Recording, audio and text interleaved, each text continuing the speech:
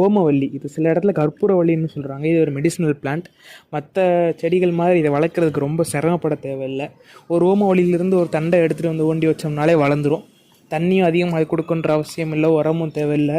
ஒரு போதுமான அளவு லேசான தண்ணி இருந்தாலே பல நாட்களுக்கு தாக்கு பிடிச்சி தானாக பெருகிக்கிட்டே வளரக்கூடிய ஒரு செடி வகை, ஒரு மருந்து செடி வகை. மற்ற மெடிசினல் பிளான்ட்ஸோட இதில் என்ன ஒரு பெனிஃபிட்னா, இதை நம்ம வந்து அரைச்சி பொடியாக்கியோ இல்லை இதை ஒரு சாறு மாதிரி அரைச்சி குடிக்கணும் எந்த அவசியமே இல்லை. இதை நம்ம அப்படியே சாப்பிட்லாம். இது என்ன பெனிஃபிட்னா, அந்த சளி, இருமல், தொண்டை வலி, இந்த மாதிரி குளிர்காலத்தில் ஏற்படக்கூடிய தண்ணி சேராமல் ஏற்படக்கூடிய இந்த மாதிரியான பிரச்சனைகளுக்கு வெகு சீக்கிரத்தில் தீர்வு கிடைக்கும் இந்த ஓமவல்லியில்.